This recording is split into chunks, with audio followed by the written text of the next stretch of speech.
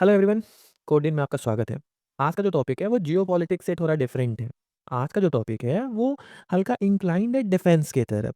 जी हाँ, आज के टॉपिक में हम फाइटर जेट्स के ऊपर डिस्कशन करेंगे।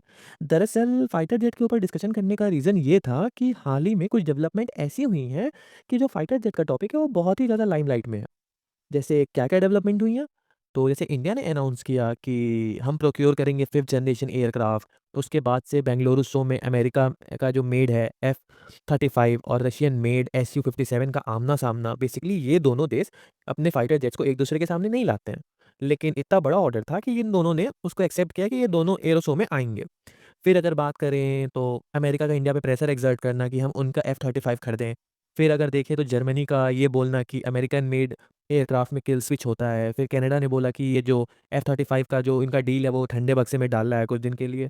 तो कहीं न कहीं अगर आप देखें तो फिर चाइना में 6th जनरेशन एयरक्राफ्ट देखा गया। फिर अचानक से एक दिन डोनाल्ड ट्रंप आए, उन्होंने बोला कि उन्होंने 6th जनरेशन एयरक्राफ्ट बना लिया है, अब वो असेंबली लाइन में जा रही है। फिर उसके अगले दिन ही चाइना में एक और बार फिर 6th जनरेशन उनका एयरक्राफ्ट देखा गया। तो ये जो सारी डेवलपमेंट्स हैं वो बाय डिफ़ॉल्ट अगर आप देखो तो ये टॉपिक जो है एयरक्राफ्ट को वो बहुत ज़्यादा न्यूज़ में लाती हैं और ये बहुत इंपॉर्टेंट टॉपिक बन जाता है।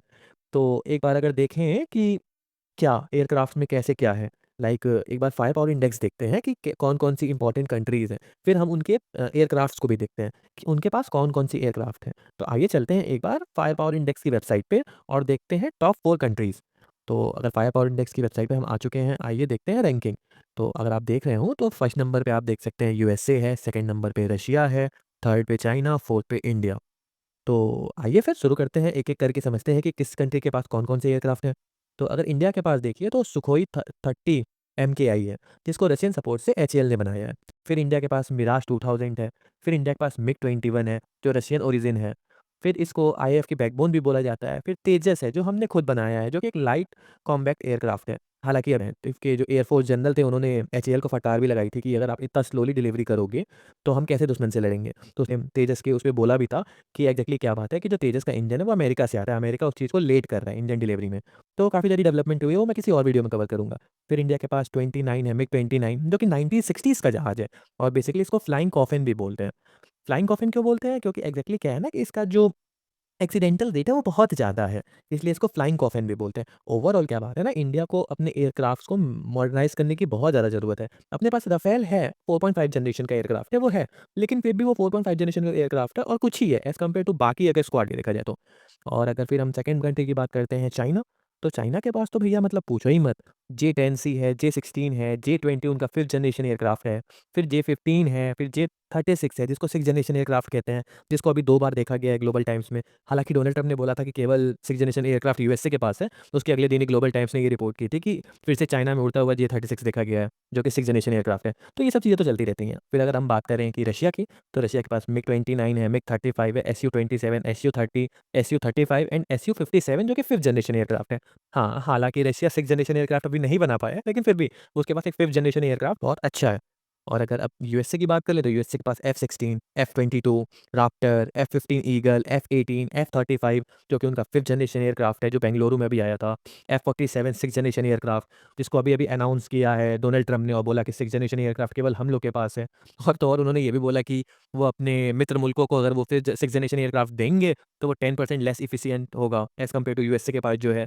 तो कहीं न कहीं अब देखना होगा कि कौन उनसे खरीदता है वो फाइटर जेट्स, क्योंकि बिकॉज़ कोई भी अगर इतना पैसा दे रहा है तो वो चाहेगा कि उसे मतलब 100% एफिशिएंट एयरक्राफ्ट मिले, ना कि 90%। बट ठीक है।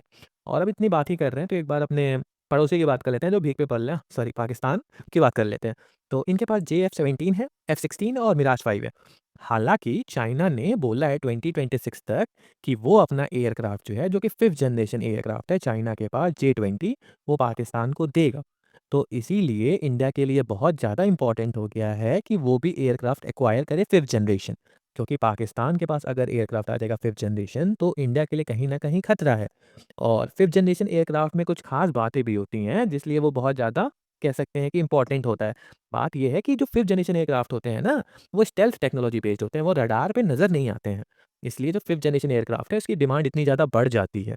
समझे बात को? अब आगे अगर देखें कि जब से पाकिस्तान को अगर मिल रहा है, तो इंडिया भी प्रोक्योर करने के उसमें लगा हुआ है। और अगर आप सोचोगे कि क्या कहते हैं, इंडिया के पास ऐसा कोई मतलब एयरक्राफ्ट नहीं है फाइटर जेट जो कि 5th जनरेशन हो, तो मतलब कह सकते हैं कि अभी नहीं है, लेकिन हाँ, इंडिया का एक प्रोजेक्ट है जिसका नाम है एमका और आप कह सकते हैं एएमसीए, वो डेवलप कर रहा है 5th जनरेशन एयरक्राफ्ट।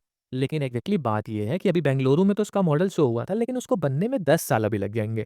तो यहाँ पे हम लोग बाकी देशों से 2 जनरेशन पीछे चल रहे हैं।